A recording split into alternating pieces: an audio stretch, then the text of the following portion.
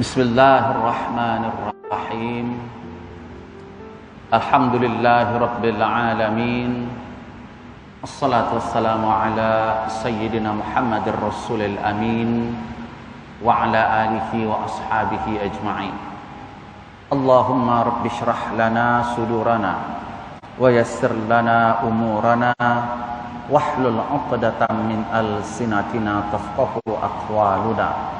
Allahumma inna na'udzubika min ilmin la yanfa' wa min qalbin la yakhsha wa min nafsin la tashba' wa min da'watin la yustajabu laha. Qala Allah Ta'ala fil Qur'anil 'azim. A'udzu billahi minasy syaithanir rajim. Ya ayyuhalladzina amanu taqullaha haqqa tuqatih wa la tamutunna illa wa antum muslimun. Shadaqallahul azim. Thumma qala an-nabiy sallallahu alaihi wasallam, man kharaja fi talabil ilmi wa huwa fi sabilillah hatta yarji'a, aw kama qala an-nabiy sallallahu alaihi wasallam. Yang saya muliakan Tuan Imam Masjid Al-Bukhari hafizakallah, dan yang saya muliakan ahli jawatan kuasa, para asatidz wal ustadzat, a'azzakumullah jami'an, dan yang saya hormati tuan-tuan dan puan-puan, muslimin dan muslimat rahimakumullah taala jami'an. Alhamdulillah, puji syukur kita panjatkan kehadirat Allah Subhanahu wa taala, yang mana pada malam hari ini kita masih lagi diberi peluang serta kesempatan oleh Allah Subhanahu wa taala untuk bersama-sama berkumpul di rumahnya yang mulia ini, khususnya melaksanakan salat fardu maghrib secara berjamaah. Dan marilah kita memohon serta berdoa senantiasa kepada Allah Subhanahu wa taala agar setiap amalan dan ibadah yang kita kerjakan, khususnya salat fardu maghrib yang baru sahaja ditunaikan, ianya mendapat taufik serta diridai oleh Allah Subhanahu wa taala. Amin ya rabbal alamin. Tuan-tuan dan puan-puan dirahmati Allah sekalian, masih lagi kita membicarakan tentang wasiat yang dipesan oleh Rasulullah SAW kepada seluruh umatnya, yang mana wasiat ini berkenaan dengan birru al-walidaini, berbakti dan berbuat baik, serta taat kepada ibu dan juga ayah. Dan masih lagi kita membicarakan tajuk berkenaan dengan thimar birri al-walidaini fi sunnatin nabawiyah. Apakah kelebihan serta hasil yang akan diperoleh, yang akan diterima oleh anak-anak yang di dunia ini mereka taat serta berbakti kepada ibu dan ayah. Jadi di sini disebutkan ada lebih kurang 7 kelebihan, dan sudah kita sebutkan 5 daripada 7 kelebihan tersebut. Yang mana kelebihan pertama yang akan didapat oleh anak yang berbakti kepada ibu dan ayah, keridaan daripada Allah Subhanahu wa taala. Adapun kelebihan yang kedua yang sudah kita bincang, dukhul al-jannah. Anak ini akan mudah dengan izin Allah masuk ke dalam syurga. Dan kelebihan yang ketiga, bahwa berbuat baik serta taat kepada ibu dan ayah merupakan di antara amalan yang menyebabkan dosa-dosa anak tersebut dihapuskan dan diampunkan oleh Allah Subhanahu wa taala. Adapun yang keempat, kelebihan anak yang berbakti kepada ibu dan ayah, ianya merupakan salah satu sebab berkahnya, luasnya rezeki seorang anak dan diberkati umur anak tersebut. Jadi ini adalah kebaikan dan kelebihan yang diperoleh oleh anak-anak yang berbaik, anak-anak yang taat dan berbakti kepada ibu dan ayah, bahwa umurnya diberkati oleh Allah Subhanahu wa taala makna diberkati di sini sudah kita sebutkan, sepanjang hidup, sepanjang umur dia hidup di dunia ini, semua umur tersebut dia gunakan untuk melakukan ketaatan kepada Allah, untuk mendapatkan keridaan daripada Allah Subhanahu wa taala. Dengan kata lain, mereka anak-anak yang berbakti kepada kedua ibu dan ayah sepanjang hidupnya akan dimudahkan oleh Allah menjadi anak yang mensyukuri nikmat umur yang Allah berikan. Tuan-tuan yang dirahmati Allah, bersyukur terhadap nikmat Allah ini sesuatu perkara yang dituntut. Ini sesuatu perkara yang wajib. La in syakartum la azidannakum wa la in kafartum inna azabi la syadid. Jika engkau bersyukur terhadap nikmatku, kata Allah, ku tambah nikmatku. Tapi jika engkau kufur terhadap nikmat yang kuberikan, maka tentulah azabku yang engkau terima, yang mana azabku ini amatlah pedih, kata Allah Subhanahu wa taala. Jadi salah satu cara agar manusia ini dikatakan bersyukur terhadap nikmat yang Allah berikan, bahwa setiap nikmat yang ia dapat, termasuklah nikmat umur, ia gunakan untuk mendapatkan dan mencari keridaan daripada Allah Subhanahu wa taala. Sebab itu Allah mengatakan bahwa ramai di kalangan manusia ini, mereka tidak mensyukuri nikmat yang diberikan oleh Allah. Penyebab salah satunya adalah tidak menggunakan akal, fikiran, hati, penglihatan serta pendengaran. Ini yang ditegaskan oleh Allah di antara firman-Nya dalam surah Al-Mulk.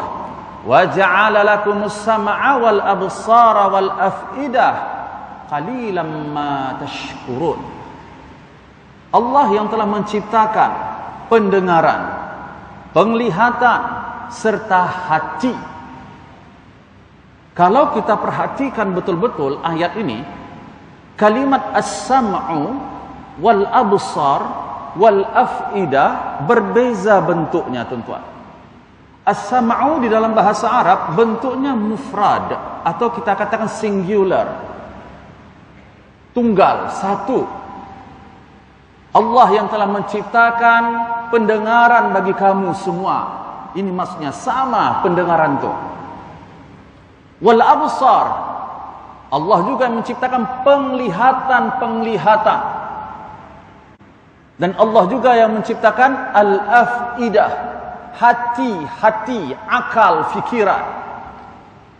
Jadi kata Al-Imam An-Tantawi, perbezaan kenapa kalimat as-sam'u Allah sebut dalam bentuk plural, singular, bentuknya tunggal, karena manusia ketika mendengar nasihat, ketika mendengarkan ilmu, semua yang didengar itu sama. Jadi kalau saya contohkan hari ini, tuan-tuan mendengar ucapan saya, tuan-tuan yang lelaki dan perempuan sama semua maklumat yang didengar, betul? Semuanya sama, tidak ada berbeza. Tetapi cara penglihatan Anda dengan pemahaman serta penghayatan Anda daripada ucapan yang didengar ini tidaklah sama, berbeza. Sebab itu ketika Allah mengutus setiap rasul, khususnya rasul-rasul yang diutus oleh Allah, di antaranya adalah Nabi Musa alaihissalam, bahwa Fir'aun, mereka beserta dengan menteri-menteri dan juga tenteranya mendengar apa yang didengar oleh ahli kitab pada masa Nabi Musa. Tapi cara pandangnya dengan cara berfikirnya serta mempraktiskan yang didengar itu tidaklah sama. Ini Allah sebut dalam Al-Quran, hati manusia ini, cara pandangnya dalam menyikapi sesuatu perkara itu tidak sama. Kalau salah pemahaman ini, kalau salah cara pandangnya, maka ini boleh menyesatkannya. Sebab itu ketika Allah kata, aku yang telah menciptakan pendengaran, penglihatan, serta hati termasuk akal. Tapi kata Allah, qalilan ma tashkurun. Sedikit betul. Sedikit betul. Tuan-tuan dirahmati Allah. Kalau Allah kata sedikit, berapa banyak jumlah makhluk manusia di atas muka bumi ini. Daripada masa Nabi Adam sampailah Nabi akhir zaman.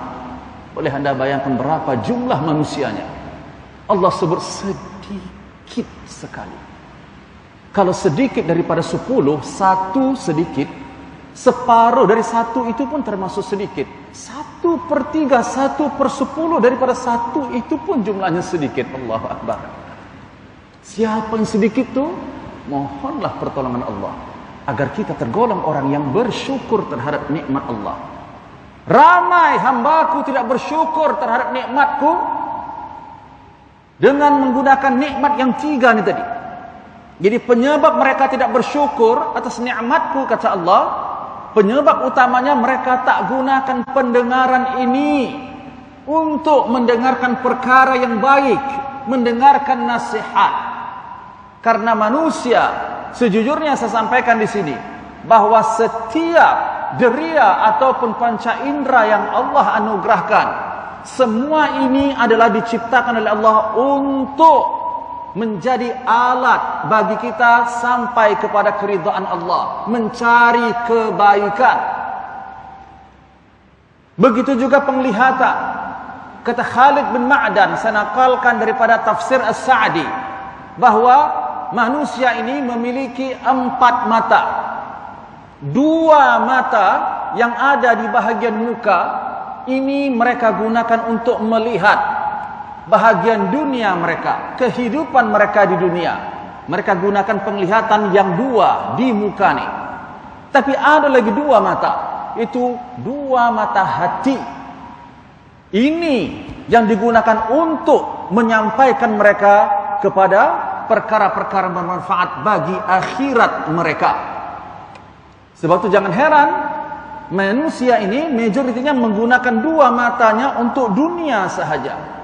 Jarang yang menggunakan 2 mata hatinya untuk menyedari hakikat sesuatu. Likulli syai'in lahu haqiqah. Bahwa segala sesuatu itu ada hakikatnya, termasuk juga iman ada hakikatnya, tuan-tuan. Termasuk juga kita diciptakan oleh Allah ada hakikatnya, ada sebabnya. Sedar tak kita bahwa Allah ciptakan kita di dunia ini untuk menyembahnya, untuk beribadah kepadanya, untuk menjadi hamba yang baik. Itu gunanya Allah uji kita di muka bumi ini.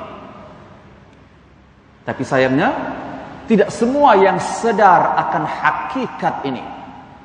Mereka terkadang berfikir bahwa dunia inilah sebagai impian ataupun cita-cita yang harus direbut, yang harus diperebutkan dan didapatkan, sehingga lupa kehidupan akhirat.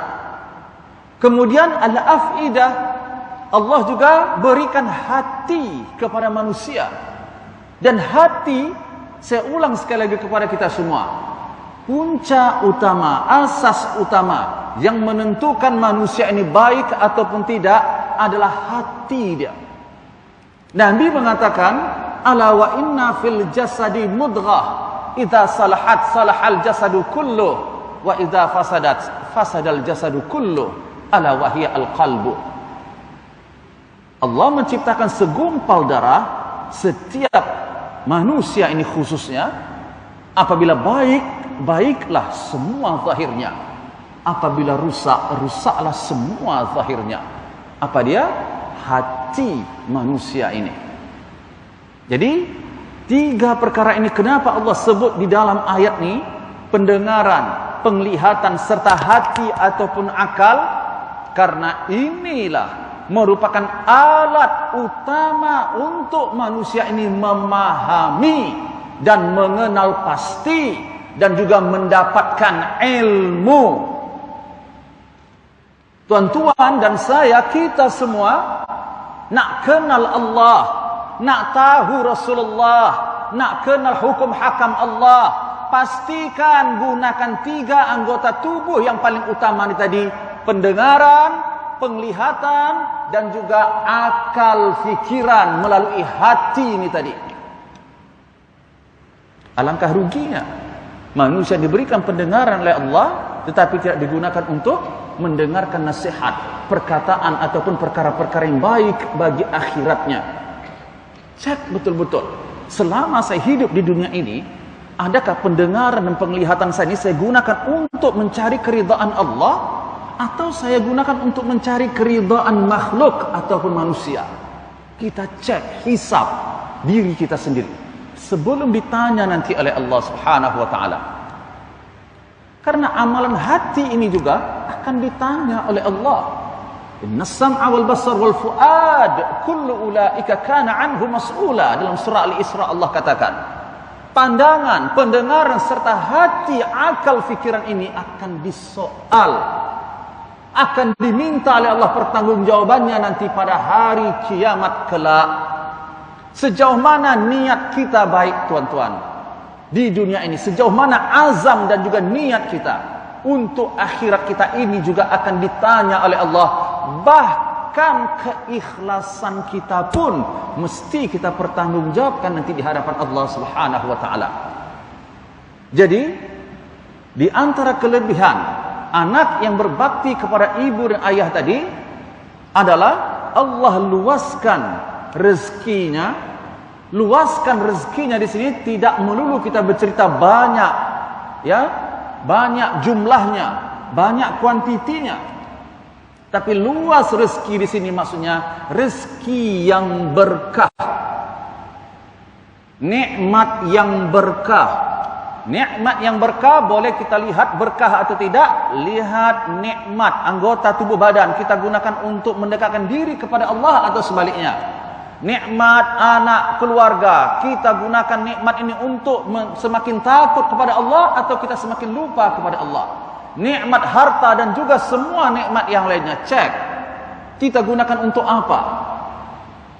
Kita gunakan untuk mendekatkan diri kepada Allah. Sebab tu apa sahaja nikmat yang Allah berikan kepada kita, kalau kita gunakan untuk melakukan perbuatan maksiat kepada Allah, inilah dikatakan orang yang tidak mensyukuri nikmat. Dahlah nikmat tu datangnya daripada Allah, dia gunakan pula nikmat tu tadi untuk melakukan perbuatan maksiat kepada Allah. Sebab tu ini satu di antara perkara yang menjadi misi utama, ya, menjadi poin utama iblis untuk menyesatkan anak Adam. Yang dulu kita sebutkan dalam surah Al-A'raf. Apa kata iblis ketika Allah merakamkan ketika ia tidak nak sujud kepada Adam, sehingga ia meminta kepada Allah, qala rabbi anzirni ila yaumi yub'atsun. Ya Allah, berikan aku masa, berikan aku peluang ya Allah, sehingga pada hari kiamat kelak janganlah engkau masukkan aku terlebih dahulu lala juga ke dalam neraka ya Allah. Qala innaka minal munzarin. Allah kabulkan, engkau kuberikan peluang untuk apa saja yang kamu nak lakukan sehingga nanti berlaku hari kiamat. Maka apa kata iblis? Qala fabima aghwaytani la aq'udanna lahum siratal mustaqim thumma la'atiyannahum min baini aydihim wa min khalfihim wa an aymanihim wa an shaba'ilihim. Di akhir ayat ini ia menyebut wala tajidu aktsarahum syakirin. Ku rusak, ku hasut, ku binasakan anak Adam dari hadapan. Ada makna dari hadapan, ada tafsirnya. Dari belakang, dari kanan, dari kiri, tidak ada arah, melainkan semua arah ini akan ku ganggu anak Adam, akan ku rusak anak Adam. Tetapi kata Ibnu Mas'ud, dia tak sebut dari atas, sebab rahmat Allah itu turunnya daripada atas, tidak mungkin dia mampu menyekat ataupun menghalangi rahmat Allah daripada atas tersebut. Kemudian dia tidak sebut arah bawah, karena ini dapat mengingatkan dan penyesalan baginya, sebab dia tidak nak sujud kepada Adam ketika diperintahkan oleh Allah Subhanahu wa taala. Ini sebabnya dia sebut 4 arah sahaja. Hadapan, belakang, kanan, dan juga kiri. Di hadapan kata Ibnu Abbas mentafsirkan ayat ini, maknanya akan kurusak anak Adam ini melalui apa? Mereka kuragukan hatinya untuk percaya tentang rukun-rukun iman, terutamanya perkara-perkara yang gaib. Tidak ada hari hisab, tidak ada neraka, tidak ada syurga. Ini yang diragukan oleh iblis. Sebab tu manusia ini ramai menyesal baru sadar dah betul-betul di hadapan dia malaikat al-maut, baru dia tahu betapa singkatnya umur dia di dunia ini. Baru dia sedar kenapa dia diciptakan oleh Allah di atas muka bumi ini. Dan satu di antara penyesalan manusia, ini Allah yang sebut, bukan saya yang sebut. Dalam surah Al-Munafiqun Allah mengatakan, anfiqu mimma razaqnakum min qabli an ya'tiya ahadakumul maut fayaqul rabbi laula akhartani ila ajalin qarib fa asaddaqa wa akum minas salihin. Allah seru, wahai orang-orang beriman, belanjakan hartamu di jalanku, kata Allah. Membelanjakan harta ini tidak semestinya sedekah sahaja. Apa saja, termasuk anda gunakan harta yang anda miliki untuk menghubungkan tali silaturahim, melaksanakan umrah dan lain sebagainya. Allah seru untuk kita berinfak sebelum ajalmu sampai, kata Allah. Karena setiap manusia ini apabila ajalnya sudah sampai, barulah ketika itu dia menyesal dan memohon kepada Allah, Rabbi, ya Allah, laula akhartani ila ajalin qarib, tolong lambatkan ya Allah, tolong tunda hul sekejap sahaja ya Allah, jangan bagi malaikat maut cabut nyawaku ya Allah. Kenapa? Apa yang mereka inginkan kalau Allah berikan peluang hidup sesaat lagi? Fa as-saddaqa wa akum minas salihin. Saya nak bersedekah ya Allah. Saya lupa diri bahwa satu di antara perkara yang dapat menjauhkan saya daripada api neraka adalah sedekah. Ittaqin nar walau bisyiqqi tamrah, kata Rasulullah. Jauhi dirimu daripada api neraka walaupun cuma bersedekah hanya dengan sebelah tamat. The power of sedekah ini sangat hebat, tuan-tuan rahmati Allah. Dan sedekah yang kita berikan ini tidak ada pun menambah kekuasaan Allah. Karena kebaikan itu kembali kepada diri manusia itu sendiri. Dan kata ulama, satu di antara istimewanya sedekah ini dibandingkan dengan ibadah yang lain, kalau solat dan puasa nanti dengan izin Allah, anda yang akan bawa kebaikan itu sendiri pada hari kiamat. Dan anda yang kena lakukannya dengan bersusah payah. Tapi sedekah, anda dengan hanya memberi sebahagian yang Allah berikan kepada kita, bagi kepada orang lain, pahala dan kebaikan nanti orang lain itu nanti akan datang memberikannya kepada anda. Tinggal duduk, tinggal menunggu sahaja. Masya Allah. Sebab apa? Sebab beribadah apabila melibatkan harta ini agak sukar. Karena ini merupakan ujian. Ingat, nikmat, harta ataupun susah, sehat ataupun sakit, semua ini adalah ujian, tuan-tuan dan puan-puan. Nikmat ujiannya. Kenapa Allah uji manusia dengan nikmat? Sebab Allah nak jadikan manusia itu bersyukur. Disitulah baru tahu mana hambanya yang bersyukur, mana hambanya yang tidak bersyukur. Walaupun ilmu Allah sudah tahu segala-galanya apa yang akan dan berlaku kepada diri manusia ini. Karena dengan ujian ini baru manusia itu baru dapat diketahui dia ini bersyukur atau tidak terhadap nikmat Allah itu. Begitu juga nikmat sakit ataupun susah, ini juga merupakan ujian. Ujiannya apa? Ujiannya supaya Allah nak menilai siapa yang sabar dan ridha dan siapa yang tasakhut dan merungut terhadap ujian kesukaran dan kemiskinan ataupun penyakit tersebut. Sebab tu Allah sebut banyak kisah dalam Al-Quran, terutamanya kisah para nabi-nabi, Nabi Ayyub, Nabi Saleh, Nabi Nuh dan lain sebagainya. Kalau kita di dunia ini sebagai umat Nabi Muhammad merasa hebat, banyak kaya, ada kuasa, rujuk kisah Fir'aun. Macam mana hebatnya kuasa Fir'aun? Binasa. Macam mana kayanya Qarun? Habis, hancur beserta dengan rumah-rumah hartanya, dibenamkan dan ditenggelamkan oleh Allah. Jadi kalau kita rasa kita dah hebat dan kaya, rujuk itulah Al-Quran suruh kita ambil mau'izah, ambil pengajaran. Jangan buat apa yang dibuat oleh umat-umat yang terdahulu yang zalim dan yang maksiat. Kemudian kelebihan yang kelima, orang yang berbuat baik kepada ibu dan ayah, bahwa berbakti dan taat kepada ibu dan ayah ini merupakan amalan yang paling disukai dan dicintai oleh Allah Subhanahu wa ta'ala.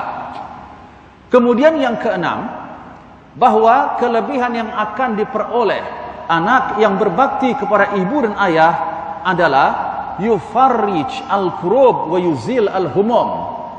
Allah akan mudahkan, Allah akan lapangkan ia ketika ia merasa sukar dan mendapat kesulitan, dan Allah akan hibur, bahagiakan hatinya ketika ia ditimpa kesedihan dan duka cita. Allahu Akbar.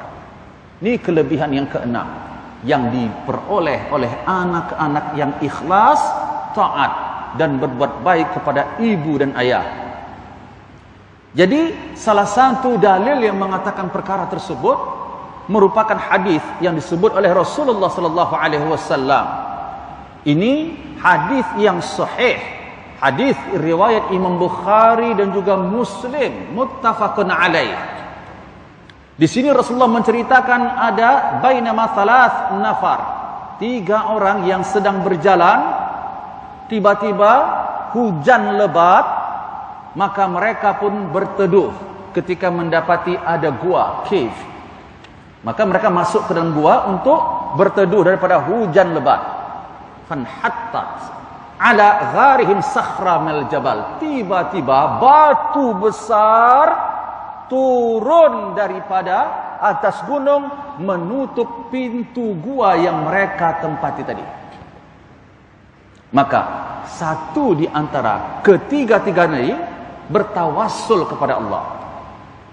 Maknanya satu di antara 3 orang yang terjebak, yang terkurung dalam gua ini tadi, ia bertawassul dengan amal ibadahnya dengan mengatakan, Allah Maha mendengar, Allah Maha mengetahui.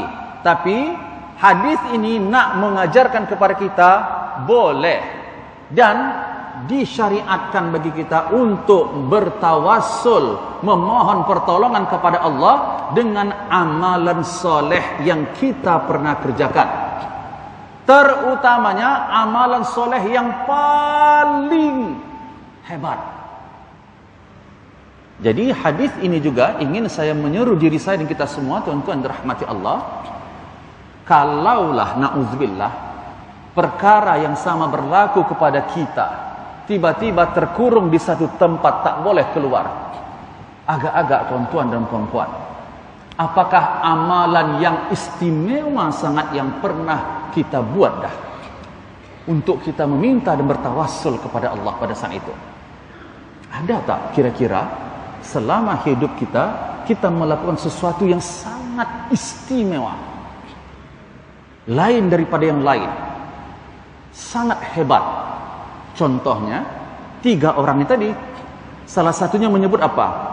Bahwa lelaki ini memiliki ibu dan ayah, memiliki istri dan juga anak. Setiap hari ia memelihara kambing, dan apabila dia balik daripada memelihara kambing, dia akan perah susu kambing tersebut. Dan orang yang paling pertama sekali ia beri adalah ibu dan ayahnya. Dia tak minum, anak istrinya dia tak bagi dulu, ibu dan ayahnya kena minum terlebih dahulu. Dan suatu ketika, pada masa dia nak balik ke rumah, tiba-tiba jalan dia terhadap. Ada pohon runtuh sampai dia susah nak lewat di jalan tersebut. Sehingga terlewat, dia balik ke rumah. Apabila dia sudah sampai ke rumah dalam keadaan lewat tadi, dia mendapati ibu dan ayahnya sudah tidur. Dan kebiasaannya tadi apa tuan-tuan? Balik, mesti dia bagi ibu dan ayah tadi minum susu terlebih dahulu. Tetapi kali ini dia balik, mak ayah tadi dah terlelap tidur. Anak-anaknya, istrinya yang menunggu tadi sudah lapar.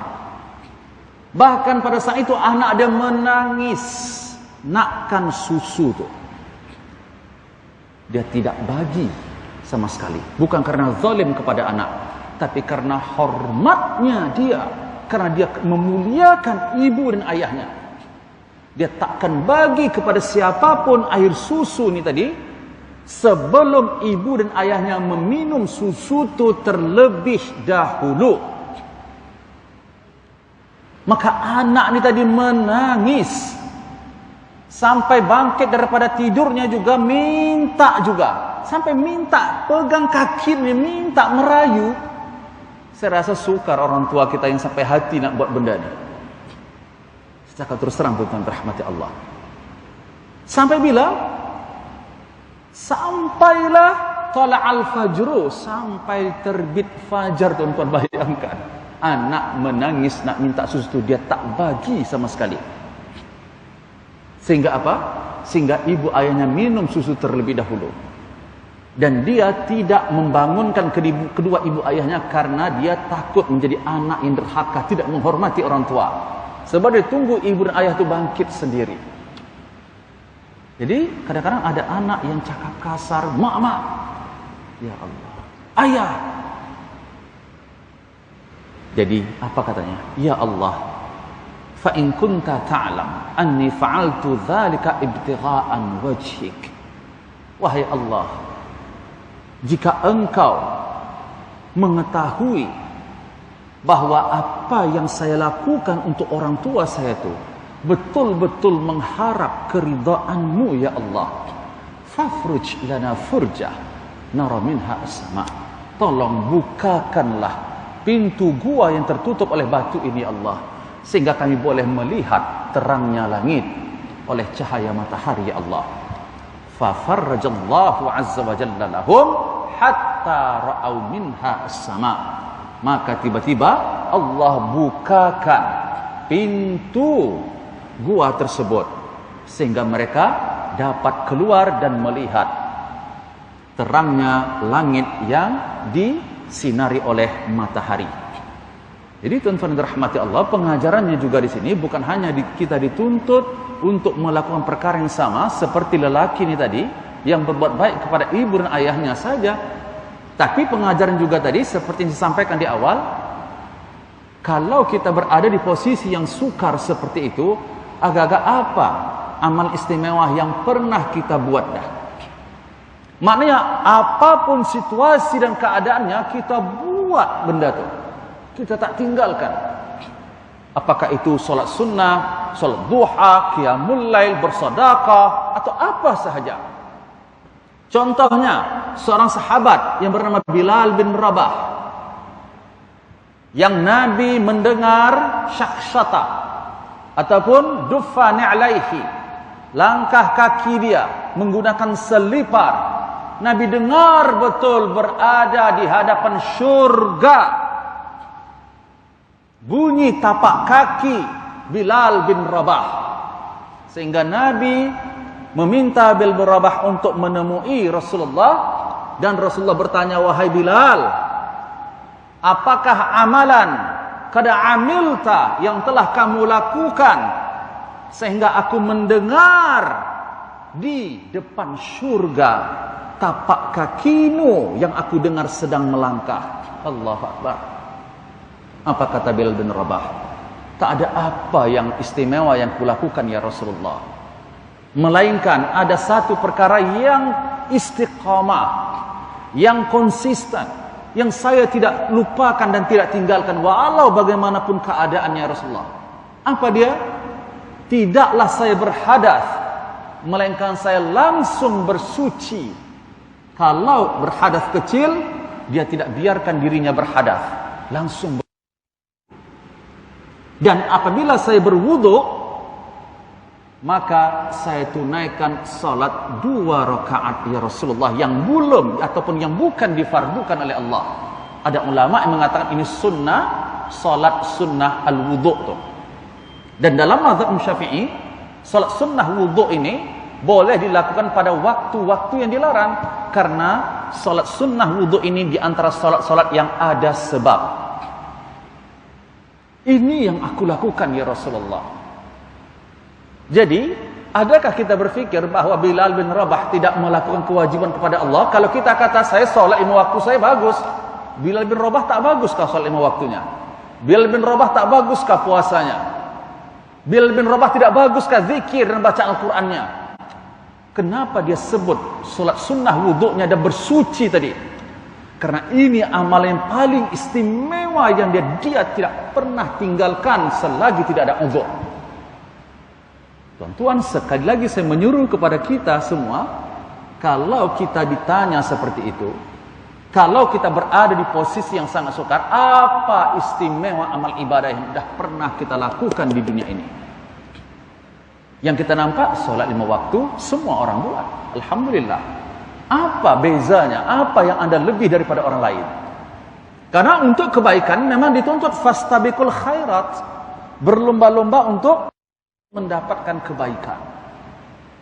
Dan untuk amalan sunnah ini khususnya, ianya sangat afdal sekali kalau dilakukan secara rahasia. Termasuk juga sedekah. Afdal ya, bukan maknanya salah kalau bersedekah secara terang-terangan, tetapi afdalnya dilakukan secara terang-terangan. Termasuk juga solat-solat sunnah, seperti solat sunnah rawatib, qabliyah, ba'diyah, dan sunnah yang lainnya. Kalau untuk yang fardu, disyariatkan untuk dijaharkan. Solat 5 waktu, ya dituntut untuk kita syiarkan, kita tunjukkan. Bukan riya, tapi memang untuk dijaharkan. Sebab itu ada azan, karena fardu. Begitu juga zakat, tak ada masalah kalau Anda jaharkan zakat itu. Begitu juga ibadah-ibadah yang lainnya, yang fardu. Tapi untuk yang sunnah, afdalnya, lebih dapat menyelamatkan diri kita daripada perbuatan riya dan ujub, itu maksudnya. Sebab amalan yang sunnah ini kalau kita lakukan, kemudian kita lakukan betul-betul diridai oleh Allah, maka Allah mengatakan dalam hadis Al-Qudsi, apabila hambaku melakukan sesuatu amalan yang tidak aku fardukan, tapi dia buat seperti amalan itu adalah fardu, kuntu sam'ahu alladhi yasma'u biha, akan kujaga pendengarannya, penglihatannya, tangannya, kakinya. Kalau dia memohon, apa saja akan kuberikan permohonannya, kata Allah subhanahu wa ta'ala. Dan Imam Ghazali mengatakan dalam kitab Bidayatul Hidayah bahwa amalan sunnah ini ianya seperti ar-ribhu. Amalan fardu kita ini ianya ra'sul mal, ianya sebagai modal yang tidak ada apa yang perlu kita banggakan. Modal walau sebesar apapun baru modal. Tapi yang kita rasa bangga itu apa? Kalau ada keuntungan daripada modal tersebut. Keuntungan itu, kata Imam Ghazali, itulah amalan sunnah. Nak banyak untungnya, banyakkan amalan sunnahmu, kata Al-Imam Al-Ghazali rahimahullahu ta'ala. Kemudian saya tambah sedikit, yang ketujuh, kelebihan yang didapat oleh anak yang berbakti kepada ibu dan ayah, bahwa pahala anak-anak yang taat kepada ibu dan ayah ini sama seperti pahala orang yang melaksanakan haji dan umrah. Bahkan pahalanya sama seperti orang yang berjihad di jalan Allah. Hadis yang menyatakan perkara tersebut bahwa Ibnu Amr bin As meriwayatkan seorang lelaki pernah menjumpai Rasulullah sallallahu alaihi wasallam dan ista'zanahu lil jihad. Dia minta izin kepada Rasulullah untuk ikut bersama-sama dengan Nabi berjihad melawan orang kafir. Maka apa kata Rasulullah? Ahayyu walidaik? Apakah ibu dan ayahmu masih hidup? Maka kata lelaki tadi, na'am. Fa fihima fajahid. Pada kedua orang tua kamu itu, kalau kamu berbuat baik dan taat kepada mereka, pahalanya sama seperti kamu berjihad di jalan Allah.